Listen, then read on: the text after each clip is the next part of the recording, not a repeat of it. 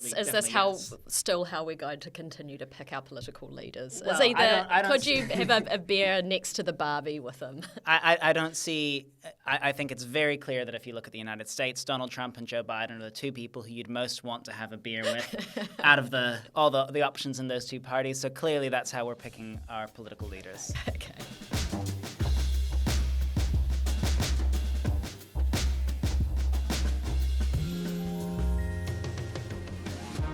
Hello and welcome to Raw Politics, Newsroom's weekly podcast and video chat on the big political issues. I'm Newsroom political editor Laura Walters, and with me in Wellington is senior political reporter Marc Dalder. Hey Marc. Hi Laura.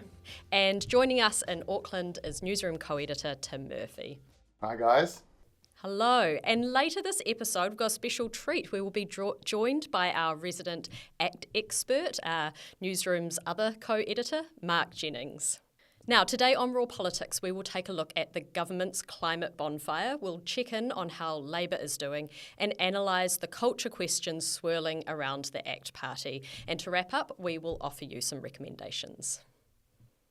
During the past week, the government has made some pretty massive announcements in the climate space. Firstly, Shane Jones announced that he's started the process to reverse the ban on oil and gas exploration. Then, the government followed through with its promise to ensure agricultural emissions remain out of the emissions trading scheme, killing off the controversial and hard-won He Waka Eke Noa plan. Neither of these moves were surprising.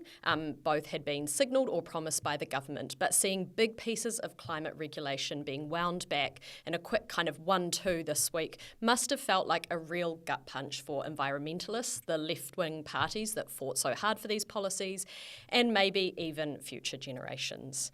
Now, Marc, there is a lot to unpack here, but I wondered whether you might start by kind of running us through that oil and gas ban announcement and really what it means. Shane Jones has taken a page from the previous government in making more of an announcement of an announcement. I spent a while trawling around the MB website on Monday morning looking for the documents for this supposed consultation, but it is in fact not a consultation. He's just letting us know that he's working on it.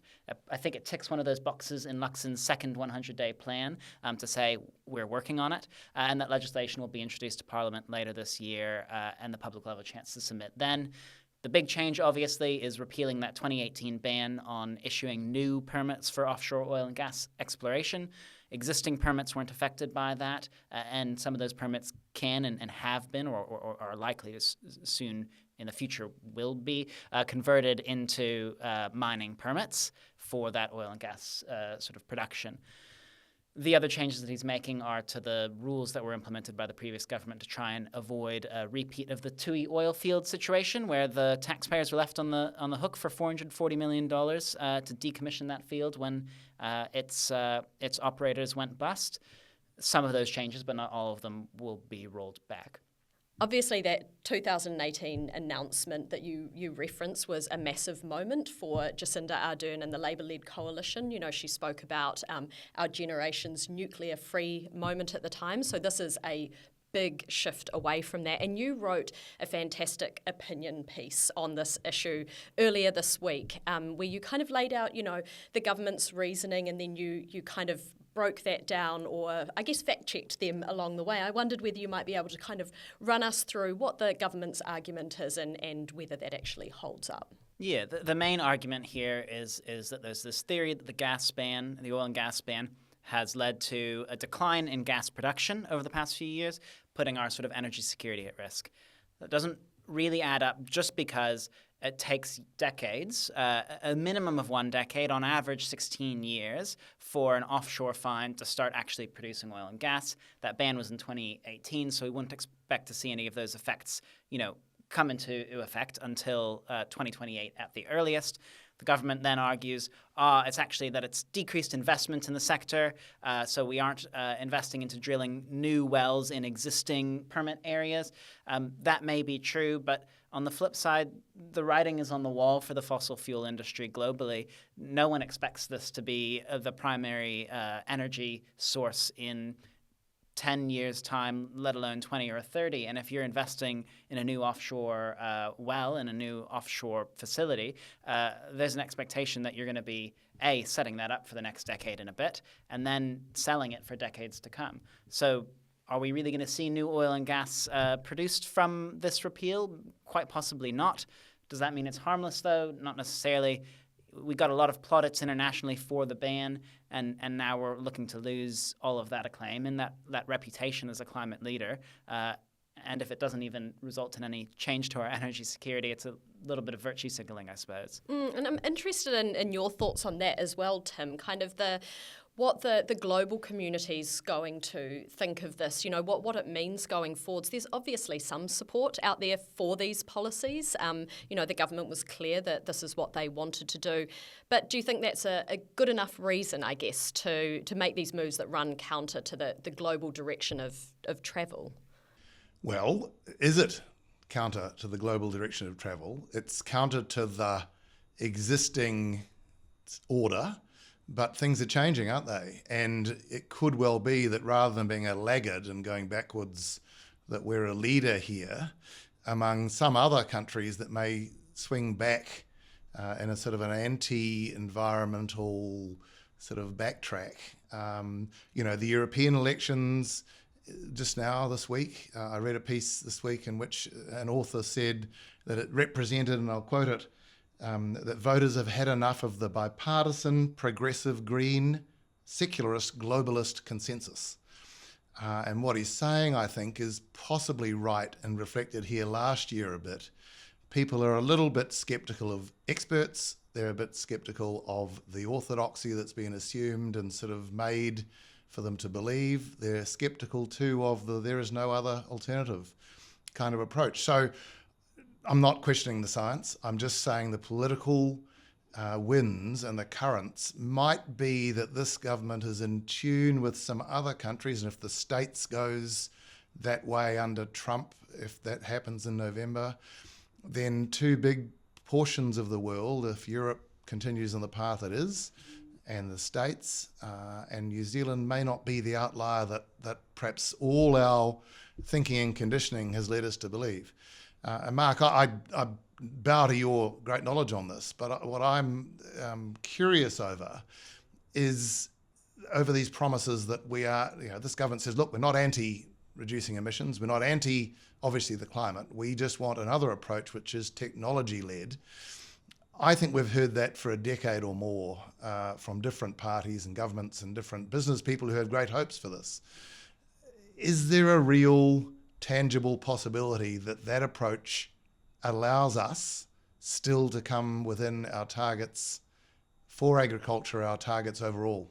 Yeah, on the gas side of things, carbon capture is a technology. It is usable, particularly effective at a sort of individual points. So if you're thinking, we'll keep Methanex going, we'll keep gas-fired electricity generation going, but we'll take it out of individual people's homes, you can maybe use it, but it's really expensive to do. And solar, the International Energy Agency has said, is the cheapest form of energy that humans have ever invented. So why would we spend a whole lot of money on a technology that's still in development just to be able to keep burning fossil fuels when we've got cheaper alternatives available to us? On the agricultural side, I think that technology is necessary. It is slowly coming online, but likewise, it's expensive. And the point of emissions pricing, as envisaged under the ETS or Hiwaka Ekanoa or James Shaw's methane quota system or any other number of schemes that have been sort of mooted and posited over recent years, is that it creates a pricing incentive for farmers to actually invest in that expensive technology. So it will come online. It'll become available in New Zealand. But if you're a farmer who's already struggling to make ends meet, you're finding it difficult to get lending from banks, etc., why would you be putting more money than you need to into reducing emissions if there's no financial benefit for doing so? And so either you need a price to incentivize farmers to take up that clean technology, and or there will be an expectation from our export markets that our emissions are falling, and that can cause a similar change and create a similar incentive. But I think over a longer period of time, and it's a bit blunter than the pricing tool, which really does make it really keen and really obvious for the individual farmer at their level. Here's something I can do to reduce that price that I'm facing. So it kind of needs to be both approaches. Yeah, the export market thing is going to happen. Nestle has said, that they're Fonterra's number one customer, and they've said they're going for net zero greenhouse gas emissions in their entire supply chain. And obviously, we're nowhere near net zero emissions in our agriculture sector. So how are we going to respond to that? But that's a long-term target. And the reality is the stage of the climate crisis we're at now is we need to be doing things very rapidly in the short term. Gas could have been a transition fuel on that subject, like Christopher Luxon likes to talk about. If he'd been Prime Minister in the year 2000, that would be great. We could be using it as a transition fuel. But in 2024, when you're getting 50-degree heat waves in India, it's a bit late. And I'm interested as well, and part of the selling of this approach has been, well, it's expensive, all this regulation, all this red tape. We're talking about people, like farmers. They're saying just get rid of it. It's too much. We need to just focus on our core business. And that's fine on an individual level, but there's kind of part of the expenses or costs side of it that we don't discuss a lot, which is if we don't reach those targets that we've signed up to, we're liable for a lot of money, right? Would you be able to kind of explain that as someone who's looked at that? So New Zealand has a Paris target, and as part of that target under the Paris Agreement, we say we're going to reduce our emissions, and we've made a commitment to reduce them by more than we realistically think we're going to be able to do. So we're already planning to purchase some offshore mitigation, is what it's called, but basically paying other countries to reduce their emissions for us because it's cheaper and less socially and economically disruptive to do that than to do it ourselves. But for every ton of emissions that we don't do here, we have to buy one overseas in order to meet that target. And there's a whole debate going on between accountants and the Treasury over whether this should count as a sort of constructive obligation and liability on the government's books or not. Right now, it's not quantified. But I don't, Christopher Luxon has made meeting that Paris target one of his 9 government targets, one of the 9 things that he says this government will have done by 2030. So if he's really committed to it, then yeah, that's the calculus. Anything you don't do here, you have to buy overseas, and that's at a price of probably 100 New Zealand dollars a ton. The Treasury puts the total cost at the moment at sort of a $3 to $26 billion range, but that grows the less we do here. And Tim, you're talking about that swing, or almost that push back against that environmentally progressive regulation, like what we're talking about here. So there's kind of that short-term political cycle thing going on there. I wonder when you think, if Marc referenced the heat waves, we're talking about these massive financial obligations. At some point, there's a good chance that all of this comes home to roost. Do you get a sense of when that might be, what it means for this government? Will they be long gone by then and they won't be held accountable? Or do they have to be thinking of that down the road? Well, they'll say they are, but they're a short-term government. We're a short-term nation, unfortunately. And I think it's sort of a hold your nose, block your eyes, see no evil kind of approach here, that if they can just hold out long enough and make things a bit more palatable for a support base that believes that you shouldn't have to pay now and you shouldn't have to go negatively in terms of economic results in the meantime, something might come along. It might be technology. It might be something we haven't thought of yet. That's the kind of attitude. I don't think it's a long-term view. I don't think it'll hold or can hold, and you've said that, Laura, that these things will manifest in some way progressively, if not here in the Pacific, very directly, and then obviously in other parts of the world. But last year we had the biggest cyclone we've had, and you can argue how much of that was due to climate change as opposed to just, 1 in 100 years sort of experience.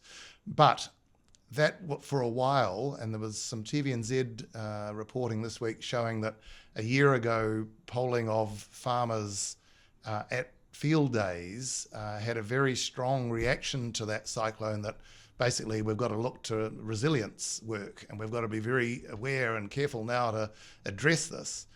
The same sort of surveying this year is showing it right down the bottom, that within 1 year, the reality of our biggest cyclone has passed and people have shrugged and said, oh, let's get on, and let's not pay too much on the way through. So it's a hard thing to shift. And in short-term governments, short-term New Zealand, you wouldn't have a whole lot of faith of great vision or progress. And I guess the one thing I'd add is that there's no one point where climate change wins and we lose. We're on a spectrum from bad to worse, and we can just keep waiting and kicking the can down the road. And there's no one point where a government's like, it's this government's fault. The reality is it's the fault of every government that hasn't managed to tackle it since we've known about it, which is 1992, and that'll keep being the case until we do tackle it. What a whirlwind it's been for Chris Hipkins during the past few years. He was thrust before the country, explaining when Kiwis should and shouldn't spread their legs as COVID minister. Then he becomes Prime Minister 9 months out from the election and suffers an emotional election loss. Laura, you've just checked in with Chippy after 6 months as the leader of the opposition. How is he doing?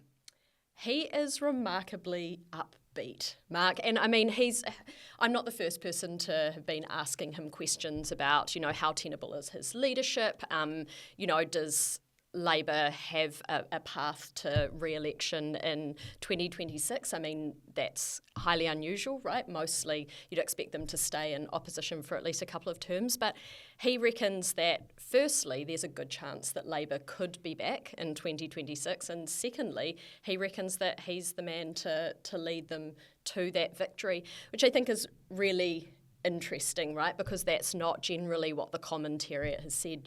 They suffered this big election loss, and he has held on as leader there. But at some point, everyone's kind of looking for who is the next leader of the Labour Party. Are they just waiting for the right timing to bring through some kind of fresh, new, energised talent? And if so, who would that be? There have been names like kind of Kieran McAnulty's name gets brought up a lot, and now people have been talking about Barbara Edmonds since she became finance spokesperson. But Chris Hipkins kind of, essentially not dismissed that, but just genuinely feels like his moderate, stable, predictable approach is the right way forwards here. And he reckons that that's playing really well with Labour's base as well. He's been out on these kind of regional conference tours around the country talking to Labour membership. They like it. From everything we've seen from the outside, the caucus is largely united, other than, that there's some issues around tax there, but they're kind of working through that internally. They're having, some really robust discussions, and hopefully if anyone's going to, throw their toys, they're doing it in a closed room and not, in front of the media or the cameras there. And so he genuinely thinks that could be the right path to re-election. So, it seems like you can ask this question so many times and everyone can question whether he's the right leader going forwards, but he genuinely thinks he is, and the party actually seems reasonably happy. Membership's gone up after the election. Party faithful are happy. Caucus is united. So maybe he's right there. Yeah. Tim, what do you think? Will Chris Hipkins be the leader of the Labour Party on election night 2026? Look, I hope he's not having delusions of adequacy. He faces a total uphill battle.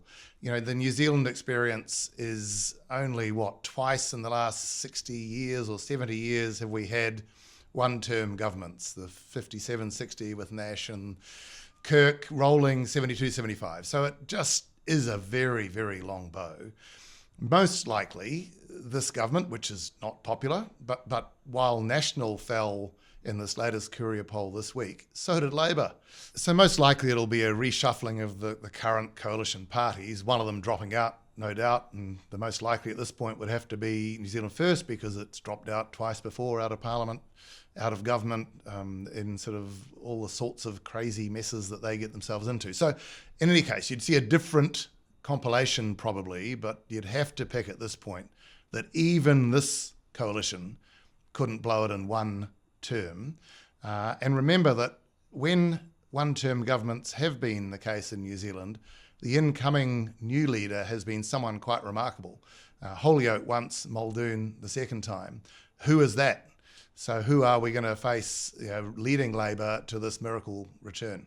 That's a fair point. I did go through the records, and there are some precedents for Labour leaders who lose the premiership but hold on through the next election and then drop out. Mike Moore being the most recent one, but Rowling as well, and Walter Nash all became PM often late in the term and held on for at least one more term. So Chippy could still be here at election 2026, but that doesn't necessarily mean that it's a win for them either, right? Yeah. If he's not here, though, I'm curious from each of you, who do you think would be the leadership duo for the Labour Party? Laura? This is really hard, Mark. I've been thinking about it, but I think that Aisha Vera would make a very good deputy. I think she's getting to know her a little bit more recently. She's pretty scrappy. She's willing to have a fight. She's also good on the detail, but I don't think she has the persona or the personality for leadership, especially to your point, Tim, to bring them back after one term out. So then that leaves the question of who is the leader. A lot of people say Kieran. I feel like maybe we could do something more different. I like the idea of Barbara Edmonds, but again, I think she needs to become a bit more confident with her personality, and just her persona in general. She needs to fire up a bit. But in terms of, again, being across the detail and also really good at connecting with people personally and, using her own personal story and experience there to make connections and build empathy, I think that's a real strength of hers. So who knows, a female duo could be the one. Tim?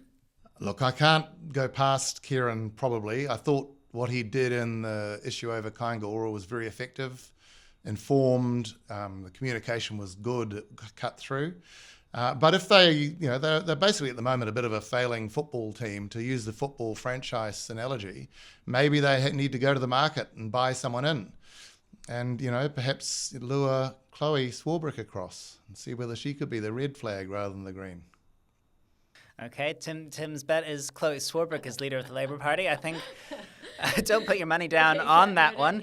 Mine is maybe a bit more boring, kind of a combination of the two here, but it's Kieran as the leader and Aisha as the deputy leader. Aisha Viral, I think, was the kind of, other than Christopher Luxon, most improved member of that cast of 2020. She started off, in a ministerial role, difficult to begin with, and sounded quite uncertain in the House, taking questions from media. It took a long time for her to get to where she is now, which is scrappy. She's very comfortable now, sort of brawling in the House and holds her own with the media. I think she's got the chops to do that deputy job, but I don't know if she's got the relatability factor maybe that Kieran has, just that kind of blokishness. The American politics analyst in me is saying, would you have a beer with him? And I think Kieran is the answer is probably definitely yes. Still how we're going to continue to pick our political leaders? Well, is either I don't could you have a beer next to the Barbie with him? I don't see.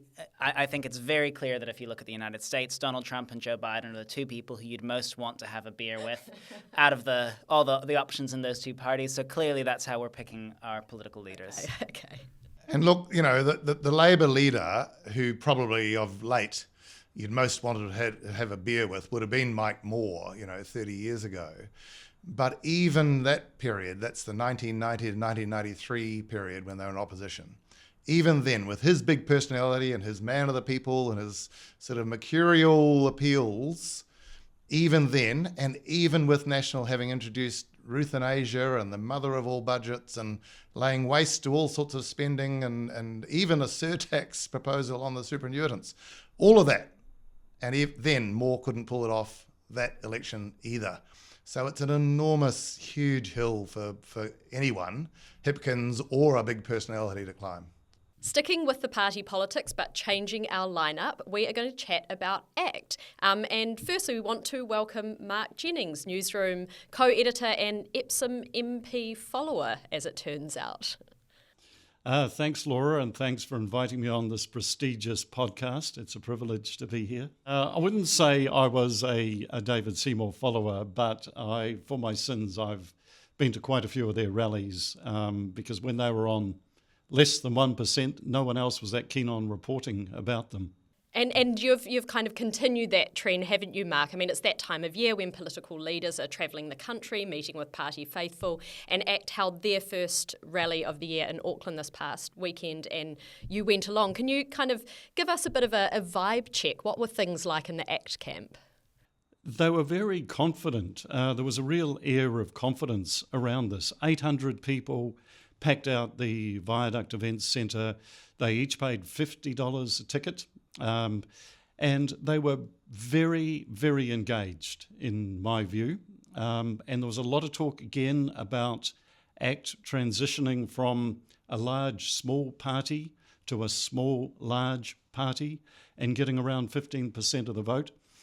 This could be dreaming, but it's a dream, they want to dream. And I felt the confidence that came through, particularly from the women cabinet ministers, was quite something. I've watched Nicole McKee, Brooke Van Velden, and Karen Shaw in the past, and that they haven't been 100% sure of themselves. But this time, at this rally, they felt very confident and very assured and very polished, in my view. Does it make it easier, do you think, when you're speaking to a friendly audience as opposed to, taking questions in the House or fronting media? I think that's a fair point, Laura, but every media outlet was there. And, of course, the cabinet ministers, who each spoke for about 10 minutes, were, as well as focusing on the party faithful, I think very much had in mind those bank of cameras at the back of the centre. And I felt they were very polished in their performance. Brooke Van Velden was very warm, quite sophisticated, but I think in that way she's been developing, restrained and not going past her mandate as well. Nicole McKee, who I felt has been a bit unsure in the past, was very confident, really pushing the victims of crime issue. And one of the things I noticed was they all wanted to have a ping at Te Pāti Māori. The audience, I think, also was very engaged in this. And Seymour also picked it up at the end when he gave his speech around the treaty principles argument as well. So, yes, a confident and quite aggressive stance, I think, from the cabinet ministers.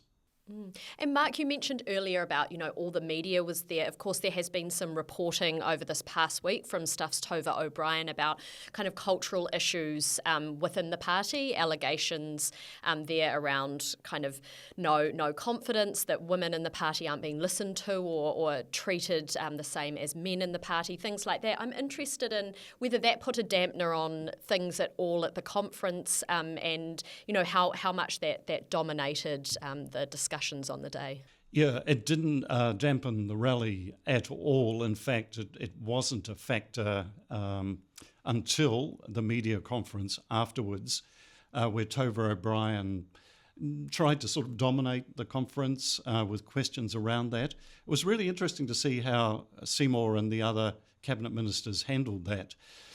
Seymour was quick out of the blocks to say, we've done a review, and we're going to embrace the findings of this review. Tova, of course, said to him, make it public. He backed away from that very quickly. But I think it's fair to say he was accepting that there was probably some problems with the culture. He tried to make out that it happens with any small party that grows fast, and that these problems would surface, and that campaigns are rough and tumble, as they are, we know. But he had a light bulb moment too, where it clicked for him that he had 3 women MPs standing behind him, and he quickly decided to bring them forward into this arena, if you like.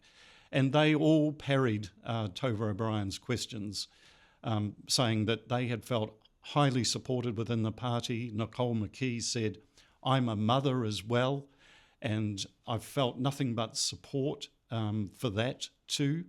So I think it didn't feel to me that Tova was particularly going anywhere with this, and that they had this story basically under control. And one of the lines that I noticed David Seymour used was, if these people had an issue, they should have brought it to us and we could have worked constructively rather than going to the media. And that, there was a moment for me there, because I remember him using that line before, and this was around culture allegations within Young Act, and which the party proper kind of became involved with. So this isn't the first time, is it, Marc, that Act and, other political parties have, of course, been through it as well, both National and Labour, but this isn't the first time that Act has had to address a culture issue. They've had to, has had to run an internal investigation, has had to figure out their lines on things. Yeah, you and I both did some stories before the 2020 election around Young Act, and it's worth remembering how different of a party it was then than it is now. It was a one MP caucus. The allegations were playing out on social media and in Facebook groups dedicated to Young Act. It was. There were allegations of sexual harassment and even sexual assault, and that the party had not handled those well. But I think it does go to that point that Marc has shared with us from Seymour of the growing pains of a small party becoming a larger one. Not to say that that's an excuse, but you can see how when you've got those problems as a smaller party, growing doesn't necessarily make them go away. It does take some real effort to do so. But I suppose, Laura, Act is not the only party that has those sort of culture issues, is it? Yeah, exactly. And as you say, we've seen it with National before. We've seen it with Labour. Newsroom reported on what went on at a young Labour camp. And in the past, there have been some pretty bad things going on generally, and all of them are a lot more aware now, and they know that they have to do this front footing. They know that they need to do these internal investigations, that they need to have policies both to respond to it but also to protect themselves, to have good processes in place. And you've got to remember as well now, ACT isn't a small opposition party. It's part of government, and the last thing they want to have happen is for some internal culture issue to pull air away or to detract from what Seymour and those other ministers, which, as you point out, Marc, are confident, are really hitting their stride. The last thing they want is that to be undermined by something that's going on with the party internally. And Marc, in your report on the weekend, you mentioned Brooke Van Velden looked, I think your line was, every bit the party's next leader with a polished and warm performance. Now, David Seymour has said he would only ever stay for 3 terms. He's now in his 4th term. I'm interested what you think his exit strategy looks like and what the party is post-Seymour. I think Brooke has been earmarked for that job. Seymour has told me himself that she will be the next leader. So really then it comes down to her own performance to validate that choice, if you like. And I think her performance has been very good, very measured, and she's going right on the right track. As Tim Murphy would say, perhaps Brooke needs to be a wider or better rounded personality before she's able to take on that top job. But I think she's 31.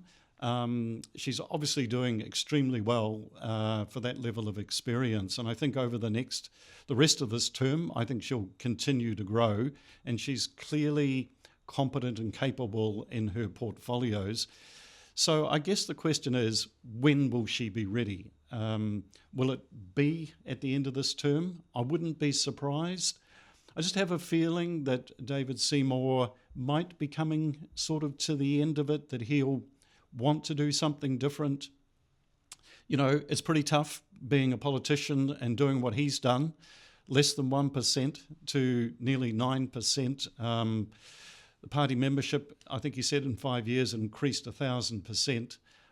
He's put a lot of hard work in. I just wonder about his motivation to really keep going. I guess, though, he will have had a taste of government, and as we all know, that's a bit of a drug, and he might want to go another term, but I definitely think there'll be a point where he does say, Brooke, it's all yours. Yeah, and we'll be watching that very closely, and especially you, Marc, as the not the Epsom MP follower, but the ACT party correspondent for Newsroom. Thank you so much for your insights. Thank you. All right, we are back with Tim. Now, let's wrap things up with some recommendations, something you watched, read, or listened to this week that you enjoyed. Tim, let's start with you.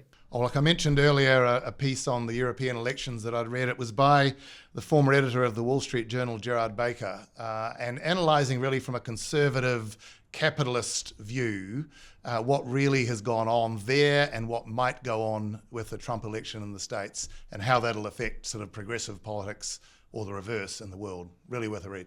Cool.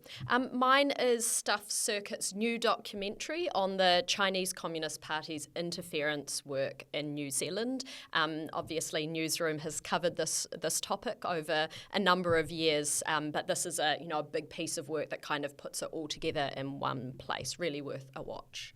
Mine is the fantastic, just blows you out of the water piece by Laura Walters that we talked about earlier, her interview with Chris Hipkins. It is really interesting getting into the issue around tax and you pushed him really hard on where the divisions lie in the caucus and where they might end up after that sort of robust discussion, which is always a fun euphemism.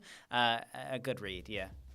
That is it from Raw Politics for this week. Thank you to our producer, Hugo Stewart, and our readers, listeners, and viewers. Please send any burning questions you have to laura.walters@newsroom.co.nz. You can find us next week here on YouTube or wherever you get your podcasts.